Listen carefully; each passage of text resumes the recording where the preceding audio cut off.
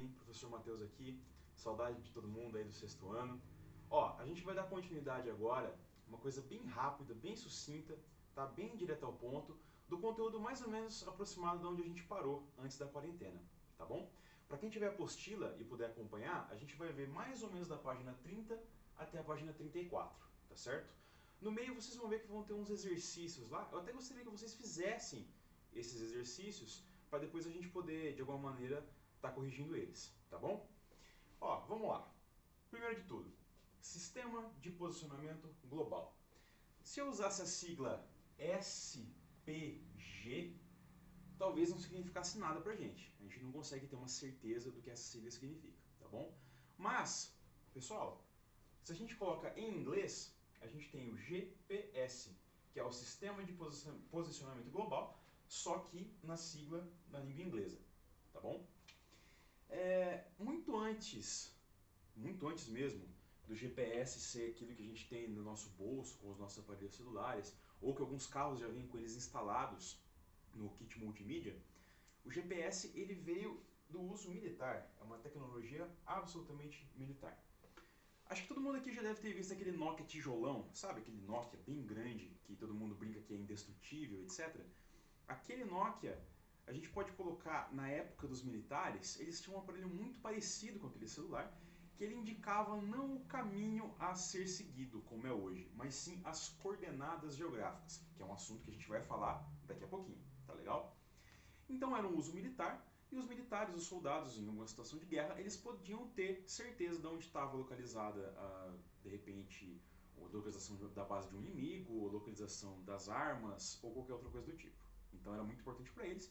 Era um aparelho difícil para nós, né, enquanto civis, enquanto pessoas comuns, usarmos, porque a gente não tinha domínio, nós não tínhamos conhecimento de todas as técnicas, mas o pessoal que trabalhava com isso, os soldados, eles tinham uma instrução para poder mexer com isso. Com o passar do tempo, essa tecnologia passou a ser muito mais acessível. E hoje a gente tem um GPS que localiza certinho, mostra o caminho que a gente tem que percorrer e tudo mais, ok? Como eu falei para vocês, ele localiza absolutamente qualquer ponto na superfície terrestre. Qualquer ponto na superfície terrestre, pessoal. Tá? Por meio do cruzamento das coordenadas geográficas. É um conjunto, vale lembrar que GPS é um conjunto de satélites, né? São mais de 20 satélites que estão orbitando a gente aqui agora. Só que a gente precisa ter noção de orientação. O GPS só funciona com orientação. O que é orientação? Simples, básico, fácil. Já tinha comentado com vocês na sala de aula, mas vamos retomar. Lembra que eu mostrei para vocês a Rosa dos Ventos? Está aqui representado nesse desenho meio tosco que eu fiz, mas dá para ter uma ideia, tá bom? Os pontos em preto são os pontos cardeais, norte, sul, leste e oeste. E os pontos em vermelho são os pontos colaterais, nordeste, sudeste, sudoeste e noroeste. Bom, percebam que os pontos colaterais nada mais são do que a junção dos pontos cardeais. Norte com leste, nordeste. Sul com leste, sudeste.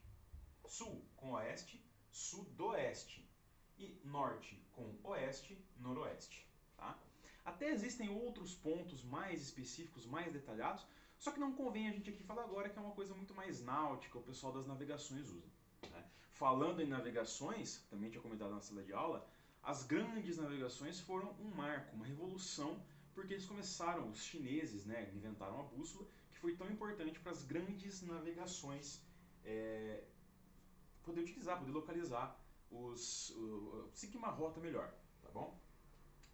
Sol nasce a leste e se põe a oeste. Por que eu botei entre aspas aqui, tá? Gente, o Sol não nasce e não se põe, tá? Lembre-se de uma coisa, o Sol está sempre fixo num ponto e a Terra é que realiza o movimento de translação em volta do Sol. Não se esqueçam disso, tá? Então, o que acontece é um movimento aparente. Ele aparentemente nasce a leste e aparentemente se põe a oeste, tá bom? Mas isso é só do ponto de vista de quem está aqui na Terra, tá joia? A partir do momento que você tem um único ponto cardeal ou um único ponto colateral, você consegue ter absolutamente todos os outros pontos, tá? Se você sabe que o norte está para lá, consequentemente, leste, oeste e o sul vai estar atrás de você, tá bom? Sempre que você estiver apontando para a direção norte, a gente tem essa configuração. Norte à tua frente, sul atrás, leste a oeste e os pontos colaterais. Tá joia? Pessoal, falei das bússolas, né? Essa representação gráfica da Rosa dos Ventos, ela está muito presente, ela é impressa no fundo das bússolas, tá bom? Que vale lembrar que elas apontam sempre para o norte. Só que não é para o norte geográfico, exatamente no norte geográfico. A gente tem as bússolas magnéticas apontando para o norte magnético. Isso aqui vale uma aula extra depois, explicar melhor para vocês um pouquinho sobre como funciona o magnetismo e por que a gente tem esses polos norte magnético e polo sul magnético, tá?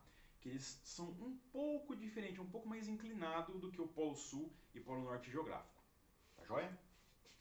Para finalizar então essa aula rápida sobre coordenação, orientação, etc. As coordenadas geográficas. Gente, elas são de fundamental importância para a gente entender o funcionamento dos GPS, tá legal?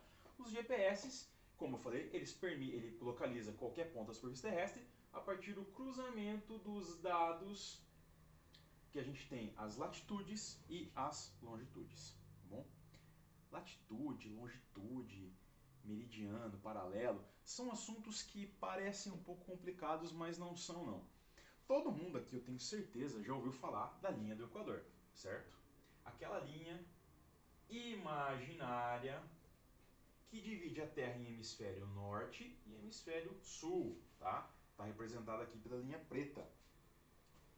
Temos aqui um instrumento, um globo caseiro que pode ajudar melhor a gente compreender isso, tá? É como se essa linha azul aqui fosse a linha do Equador, tá certo?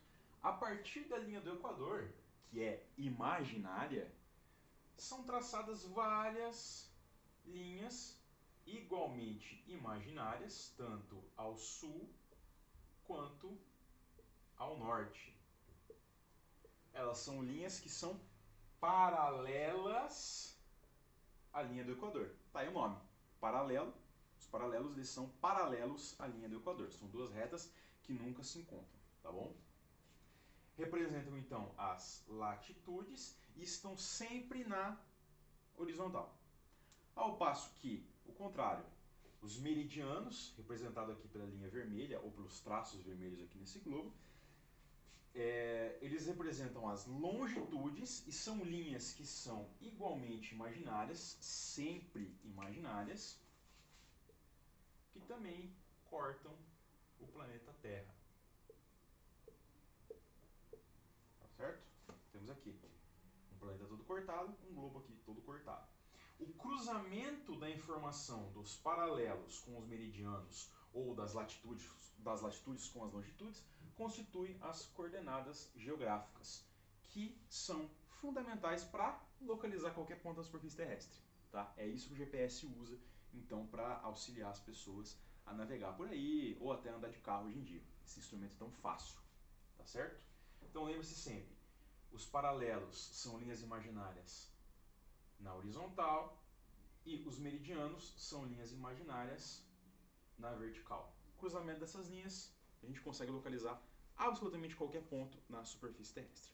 Tá joia? Pessoal, essa é a aula de hoje, algo bem simples, bem rápido, bem tranquilinho, só para a gente poder continuar a nossa rotina de estudos, tá? Nessa época difícil que a gente está vivendo, mas eu tenho certeza que logo logo passa, tá bom? A gente vai se mantendo informado, eu vou gravando novas aulas para vocês. Qualquer dúvida, estou à disposição. Entre em contato comigo, não precisem ter medo de entrar em contato, tá bom? E é isso aí. Um grande abraço a todos, bons estudos, façam as tarefas, principalmente as tarefas que eu mando pelo Positivo 1, tá bom? Obrigado, gente. Tchau, tchau.